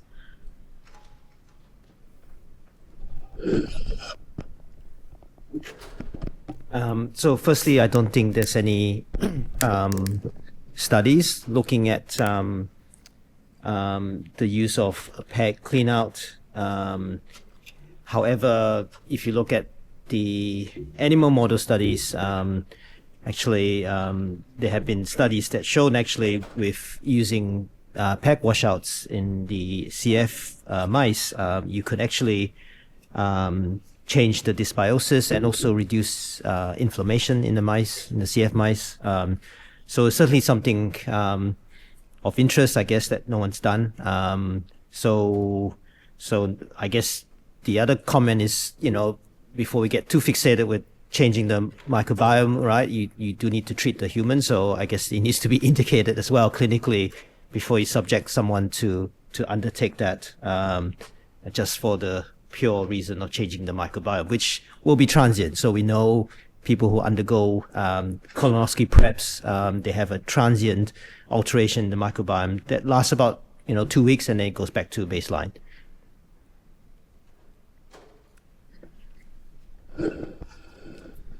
Michael Wilshansky, Jerusalem. I thoroughly enjoyed the session. I just want to make a little bit of trouble, keep people awake. The question we had about the adult who was asymptomatic and had low elastase. And there was a knee-jerk reaction to start enzymes. I mean, I'm just not happy with that at all. And I just wanted to suggest that we don't need to have a knee-jerk reaction. If this adult is doing okay, you said he was asymptomatic, and I want to add that he has normal vitamin levels, then we can wait. And I think we treat people and not lab results. I totally would agree with you. And also, the starting and stopping enzymes brings a lot of emotional changes with the family. And I have seen like both ways. For like some people, when they see the elastase, of course, like excitement, and they like immediately, even without our concern, like stop the enzymes, we are done. Like we don't want to like start the enzymes again. We don't want to see gastroenterologist or dietitian again, things like that, just go very far. And in that circumstances, like one patient very clearly, every time we give ETI, his elastase goes from undetectable to 300 plus 400 like that. But unfortunately, he also develops severe hepatitis that we have to stop the medication. Before stopping, we tried modifying the dose, even a little bit, whatever, like even if he gets ETI, his ALT and AST goes in 300, 400, and we have to like stop and then switch him back to Orkambi. And he did not have the same effect with Orkambi that he had with ETI. And the family was devastated because of the kid also he's not neurotypical, he has neurodivergent. For him, he could have just continued the enzymes, but starting and stopping and then restarting was a huge big disaster for that family. That was a good learning for us. Like when we see the values, like parents and families see a little bit differently. And that's where like consistently we keep the fecal elastase repeated before abruptly stopping the enzymes. Yeah. Just want to say that there is a now European guidelines going to come out soon about that we don't just stop and start. You've got to do things very gradually. I think that has to be done. Yeah, thank you. Just make an extra comment. I mean, I guess also think about looking for other causes of GI symptoms and not just always blame the pancreas for it. Yeah. Well said. Yeah, Sarah Jane? I have to make a comment on Dr. Wilshansky's comment. I respect him enormously. But I think that we have good literature that shows that not everybody who is pancreatic insufficient has symptoms. We also know that we can start somebody with steatorrhea on enzymes and make their steatorrhea stop, but symptomatically. But if we measure the fat in their stool, they may still be losing fat in their stool if we've not put them on an adequate dose of enzymes. And I think we also don't measure lean body mass and muscle mass and strength in every patient in cystic fibrosis. And we rarely measure every micronutrient. We rarely measure zinc and iron, and there's a lot of things that we don't measure. I think there are people who can look healthy, but have poor strength, poor lean body mass. If we measured protein in their stool, they would probably be losing protein in their stool because they don't have adequate pancreatic enzymes. They'd probably be losing fat in their stool. So I feel like this idea that we can look at people and tell who's pancreatic insufficient is incorrect. But I think if that's the stance you want to take, then you're obligated to do the protein balance, the fat balance, the intensive micronutrient studies to absolutely prove that you are not shortening the life of this individual by not treating them with pancreatic enzymes. Thank you. Michael will sin bin you for 5 minutes.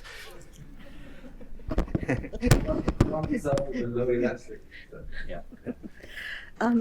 I add something? Oh, sure. Please. So, Aliyah, University of Iowa, to just support my colleague, Dr. Wilshansky, and to add to Sarah Jane. So I think we know from total pancreatectomy and islet oil cell transplant patients that some patients don't take pancreatic enzymes, and we know they miss their pancreas, and they do fine. So some of them, some of them, there are anecdotes that some of them do fine. And the reason for that, I think, we don't always think about the gastric lipase. So I would just, fecal elastase does not always equal 100% pancreatic insufficiency or pancreatic function. So this is the poor woman's pancreatic function test, because we don't have anything better than that. So I think we also have to think about other sources of lipase secretion. So that's all I'm gonna. Thank you for that. In our final 6 minutes, I had a question that I wanted to ask all of our panel members. So how should we be thinking about patient-reported outcomes or quality of life metrics alongside these biochemical markers that we've been discussing today when we're evaluating gastrointestinal, metabolic, and nutritional health in people with CF on highly effective modulator therapy? Ladies first. I know one of you wants to answer this first.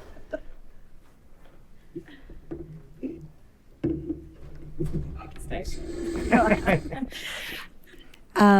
I think one thing to really think about and consider is, for example, in my day-to-day clinic, when I see a patient who has normal BMI, my first instinct are you malnourished? Where are you on the spectrum? What's going on?